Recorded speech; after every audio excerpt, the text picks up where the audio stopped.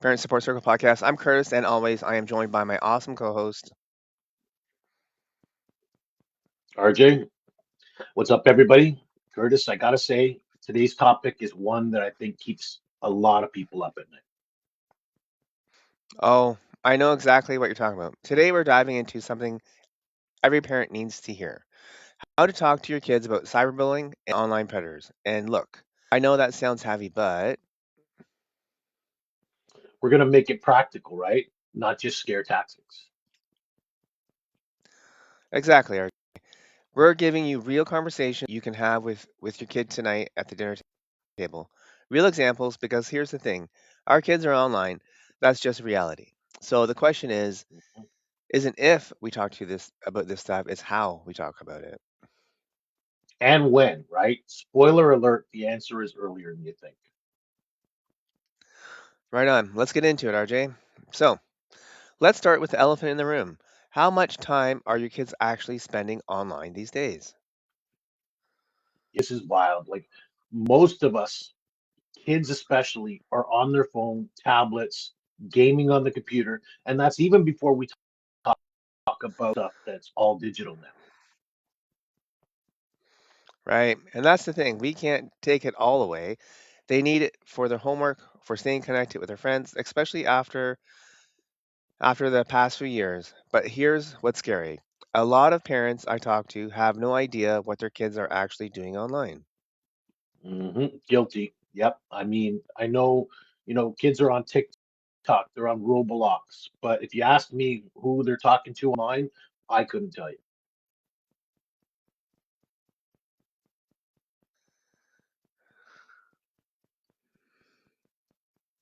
So there. Yep. Yep. Did you go through the first example? Yep. All right. Yep. So your Nope. daughter's I'm playing.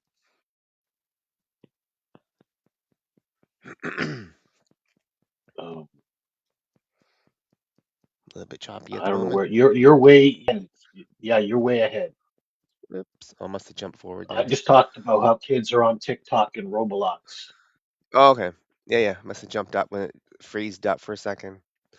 And and the truth is, a lot of parents are in that boat. But here's what we need to understand: cyberbullying isn't just kids being mean. It's a 24/7. It follows them home, and it can reach hundreds of people in seconds. Yeah, that's what's different from when we were kids, right? If Yep. someone was mean to you at school, at least you got a break when you went home, right? Now it's on their phone in their bedroom at 11 p.m. Well, hopefully your kid's not up at 11 p.m. if they're young. So, online predators. They're sophisticated. They're not creepy strangers in a van anymore.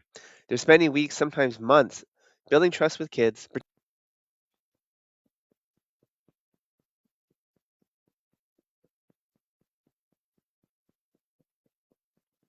I've lost you again. pretending to be a fellow teenager, offering compliments. Good. Grooming. Yeah, that's the word, right? Yep, that's the exact word. And it's terrifying. And this is important, we can't protect our kids. We just need to start talking about it. hmm Okay, so let's get practical. How do I actually start this conversation without my kids rolling their eyes, walking away, or saying, "Oh, come on"? Oh man, the eye roll. We've been there. Here's the secret: don't make it a capital T talk. Make it casual. Make it part of normal life. Yeah, so give us an example. All right, so let's say your daughter's playing Roblox, right? Sit next to her, show show some interest. Hey, what's that game? That looks cool. Who are you playing with? Are these kids from school or people you meet in the game? So it's like pretty casual, right? hmm Yeah, that's smooth, right? You're not interrogating them. You're just interested. That's right. And here's the thing: if you do this regularly when there's nothing wrong, she's way more likely to come to you when something is wrong. You've established that you're not going to freak out.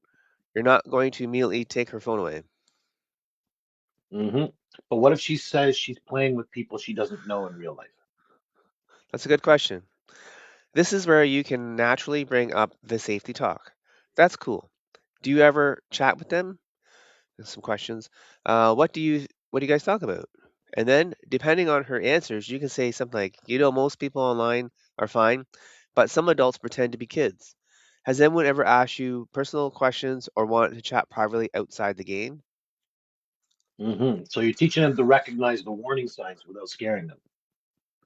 Exactly. And here's another tip: use TV shows and movies. If you're watching something together and a character gets cyberbullied or catfish, pause it. Hey, what do you think about what just happened? Have you ever seen anything like that? I like that. Yeah, you're making it about the show, not about her. Right on. It takes the pressure off, and kids are way more willing to talk about hypothetical situations than their own lives sometimes.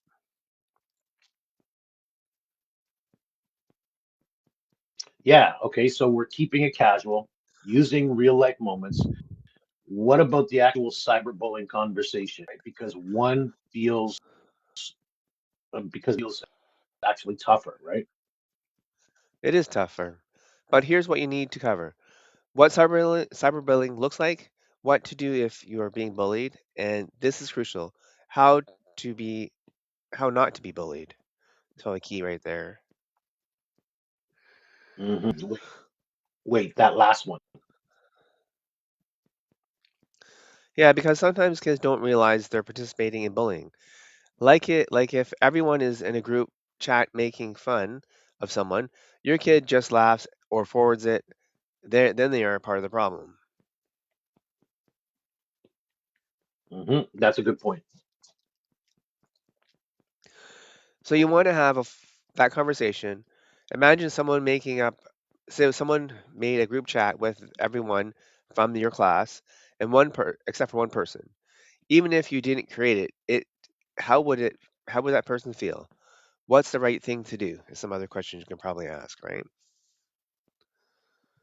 Yeah, and then they start thinking about being an upstander, not a bystander. Right on, man. Perfect.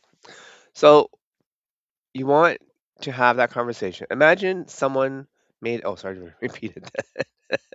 Bingo. Now you're teaching empathy and responsibility, not just fear. All right, let's talk about the harder topic: online predators. Yeah, this one's tough because you don't want to terrify your kids, but they need to know the danger is. Absolutely, RJ. So here's how I approach it: age appropriate honesty. For younger kids, you might say some adults are online are pretending to be kids because they want to trick children. If anyone asks you to keep secrets from mom and dad, that's a big red flag. So give them identifications of what's going to happen, right? Yeah, that's one, and I'm gonna say right now, that one always leads to deeper conversations, kind of things like, well, why would somebody want to trick a kid like that, or things like Hmm. that. Look, be honest. It opened up the conversation. Now Yep, be willing to go where you want to take this conversation, and always be honest with your kids, right? So what absolutely. about older kids like teenagers? When you're teens, with teens, it can be more direct. Sorry. There are adults who use the internet to build relationship with teenagers, and their intentions aren't good. They may offer compliments, seem really understanding, maybe even send gifts, which is a bad idea to receive those. But if you ask someone to keep your conversation secret, wants personal photos, very important to know that, or tries to isolate you from friends and family, those are major warning signs. So basically, you're trying to identify certain things that these people are going to Hmm. do towards your kids, and if the kids can recognize it, it's going to help them out tons, right? Yeah, and by having this conversation, you're giving them specific things to watch out for, right? Exactly. Let's role play a scenario right now, RJ. Pretend you're talking to your daughter. Are you ready? Hmm. Okay. Let's say you're playing your game and someone you've been chatting with for a few weeks says, "You're so mature for your age. Your parents just don't get you like I do. Let's keep chatting, but don't tell them because they might stop us from talking." What would you do? Perfect. See what you did there? You gave her a specific scenario with red flags. Now she can practice what she'll say. Hmm. So I that, right? That's what we want. Right on. That's what we want. And you can walk through why the message is concerning. Notice how this person is flattering you, driving a wedge between us, and asking for secrecy. Those are all manipulation tactics. Manipulation tactics, right? That's heavy stuff. So, Yep. So it is, but they can handle it. Kids are smarter than we give them credit for, and honestly, knowledge is power. The more they understand how predators operate, the less likely they will fall for it. mhm. So we're having these conversations, but what about actually monitoring what they're doing? Like, should I messages? That's a good question, RJ. Here's my take. Transparency and privacy need to be balanced based on age. For younger kids, absolutely you should access everything. You're not spying, you're supervising. And for teenagers, Well, teenagers do need some privacy, but they also need accountability. So so maybe you don't read every message, but they know you can if you need it, if you need to, right? You can check their friends list mhm, together, you look at the privacy settings together, you do spot checks. You just like see what they're make sure everything privacy wise is up and then certain things are well, but they're doing it with the kids so they can understand that hey, I'm doing this with my parents. They're not spying on me, they're just trying to help me to be better online, right? Or to protect myself. So it's not about being sneaky; it's about being present. Exactly, RJ. And here's the key. Do this before there's a problem. Sit down together when you first set up the account. Okay, let's go through these privacy settings. Who can see your posts? Who can message you? Let's make sure strangers can't contact you. So, like, Facebook has the privacy settings, so does Instagram. So you sit down with your kids and say, "Hey, listen, we're going to do this hmm to make sure you're safe online." And most kids will say, "Okay, mom," or "Okay, dad, we'll do this," right? Yes. Just give me a moment. Things went Yeah. down my end here. Oh, okay. I can still see you Uh, and hear you. that's not a. I lost where we are as things went down. Oh, okay. What? Oh my God. Sorry, tech issues. That's what I was getting at. Oh my God. Oh, okay. Telling you and oh my God. It's funny. Yeah, I see you calling me. That's weird. And how now I Interesting. can't get out of that. Oh my God. I pressed something and Oh, so what was our last one? We talked about role we're in playing. section 3. Yep. It's about so we're talking exactly the key before there's a problem. Check your privacy settings. Oh yeah, make sure strangers can't contact you, right? Okay, Yep, so yeah, that's actually a smart tactic, right? You yep, teach them how to be safe, not just helping them or not just doing it for them. You're walking through it with them, right? that's right. Because eventually, if they're going to be adults, and you won't be there, so you're building their judgment, not restricting them. hmm All right, Curtis, we talked about how these conversations, but let's Yep. be real. What if your kid doesn't want to talk to you, right? What if they're already hiding stuff from you? Man, this is $1 million question, isn't it? And honestly, this is where so many parents mess up. They find out something happened, they freak out, they take the phone away, and now the kid will never tell them anything again. hmm Yep, calling them. You're calling me out right now because yeah, my first instinct to take away that phone. I get upset. I isolate my child because I'm offended that they're being secretive, right? So what do we do? Yeah, well, I understand too. Your protective instinct kicks in, right? But think about it from your kid's perspective, or daughter or son. Sometimes they'll come to you and tell you something, sent sent her a creepy someone who sent her a creepy message, and your response is to punish her by taking her phone away. What is she learning? Mhm. That's telling that dad makes right. Yep, exactly. So here's what you do instead. You thank her for telling you. You stay calm, even if you're panicking inside. You may be like, "Oh my god, what the hell?" just stay calm, and then you can say, "Thank you for trusting me. You did the right thing by telling me. Let's figure this out together." So you're engaging each other and helping, right? hmm Instead of freaking out, and that's going to make the kid feel more secure. So when other problems come up, they're going to come back to you again, right? Exactly. I like that, man. You're making it a team effort. Yep. That's right, RJ. And when you ask questions, what happened? How did it make you feel? Did you respond? Do you know this person? You gather information, not interrogating. Hmm. And then what? What do you actually do? So it depends on the situation. For cyberbullying, you document everything with screenshots. So, you block the person, report them to the platform. If it's serious, like threats, you contact the school and possibly the police if it's that level, right? So a lot of times, if you start blocking Hmm. people and you have pictures of them doing like the conversation, then you have evidence, and then most police will actually use that now. So it's like a good way to have like Hmm. evidence of what's happening. Yep. Okay, but what about online predators? Online predator situation. This you still same thing. You document everything, report it to the platform immediately, and then you report it to the National Center of Missing and Exploited Children Cyber Tip Line. I'm not sure where that number is, but I'm sure you can look it up. This is pretty serious, though, right? RJ, don't hesitate to get law Hmm. enforcement involved because you never know where it's going to go, right? Especially these days, Hmm. you hear a lot of stories. Yep. Yep. And then the phone, you know what I mean? Get away. What do I do there? Well, don't use it as a punishment, but you might need to temporarily take it for evidence or to ensure safety. The key is explaining why. I'm not taking this because you're in trouble. I'm taking it to keep you safe and to document everything that's happened so far so we can report it. Hmm. That makes sense. You're protecting rather than punishing. Exactly. And here's something else that's really important. Get your kid some support, whether it's a school counselor or therapist. Cyberbullying and online exploitation can be traumatic. Professional help can make a huge difference. Yeah, I can see that. Yeah, stuff can really mess with a kid's head. So make sure you take that part seriously. Get them some attention. Get them someone to talk to. Someone who's not you. Someone the kid can rely on, right? Absolutely. And as parents, don't be afraid to get support for yourselves too. This is heavy stuff to navigate, Mm. which actually brings me to something I want to mention.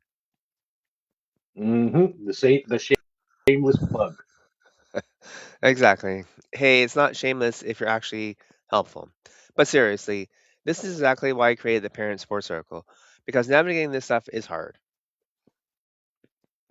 Yep. And we don't want it to be something you have to do alone, right? So what's in the parent support circle? Well, it's a community of parents dealing with the same stuff. We have monthly live sessions, which we're actually doing right now. Need some more people come on and help join us and build this up. We're talking about the latest app kids are using and how to protect them and different settings you can use. That's one of the topics. We practice these conversations together. We share what's working and what's not. Plus, there's a whole resource library: conversation scripts, printable family agreements, age-specific guides. And the best part, This part is you're not alone. You've got 100, well, let's say hundreds currently, but you get other parents who've been there and done that who can help you figure this out too. hmm and listeners, how can they join? Currently, just go to parentsupportcircle.com and you can join there. Also, put it in the comments if you leave a message on Facebook.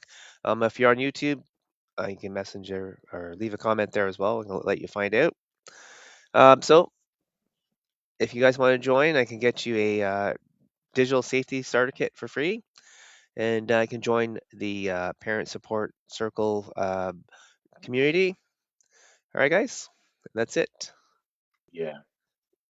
All right, Curtis, we covered a lot today. Can we just break this down into some quick action steps? Like, what should someone do today if they're listening to this? Love it. Okay, here are five action tips for today. Number one, tonight at dinner, ask a casual question about apps or games your kid is using. Just show interest. That's it. Don't turn it into a lecture. Easy enough. Number two. Number two, schedule 30 minutes this weekend to review privacy settings together on their main platforms. Maybe Roblox, Minecraft, or whatever may they be on, right? Make it a team activity, not a lecture. Oh, and you can use that time to naturally talk about who can contact them, right? Nice. Yep, exactly, RJ. So number three, Have the you can always tell me conversation. Make it clear that if something happens online, they won't be punished for telling you. You can even practice the scenario together. That role playing thing we mentioned earlier. Yep. Number four, check in with yourself. Are you modeling good digital citizenship? Because kids do watch what we do, not just what we say. Hmm. Ooh, that one's convicting, right? You got me. I'm on my phone way too much. Yeah. Aren't we all, right? You and me both, buddy. And the number five, join a community of parents doing this work, whether it's our parent support circle or just a group of friends. Don't do this alone. Hmm. Yeah, these are solid, and honestly, none of them are that hard, right? It's just Yep, about being intentional. that's exactly right, RJ. This isn't about being perfect. It's about being present and proactive. All right, Curtis, we're coming up on our time. Any final thoughts? Yep, just this. I know this stuff can be overwhelming between cyberbullying online and online predators. New apps every week, it's a lot. But here's what I want you to remember: your relation with your kid is your greatest tool. Yeah, say more about that, please. So when kids trust you, when they know you're listening without judgment, and when they believe you're on their team, that's when they come to you. All the monitoring software in the world can't replace that relationship. So start building that trust today. Exactly. Have the casual conversations. Show interest in their digital world. Be the person they want to talk to about this stuff. And if you need for help figuring out anything on how to do that, check out the Parent Support Circle. You can find the link in the show notes. And again, I think Curtis, you said it was parentsupportcircle.com. That's right. Pretty simple to remember, right? All right, everybody. Thanks for being here and listening or watching. Depends about how you're intaking the show. If you found this helpful, share it with another parent who needs to hear it. Leave us a review, and most importantly, go and have that conversation with the kid today or tonight. Leave a comment on Facebook and like and subscribe. And of course, ring that bell on YouTube when we go live so you know when we are live. Yep, even if it's awkward. Especially if it's awkward laughs. All right, so until next time, keep circling Keep up. circling up. This has been the Parent Support Podcast. I'm Curtis. And I'm RJ. See you next week, everybody. All right, take care, guys. Bye.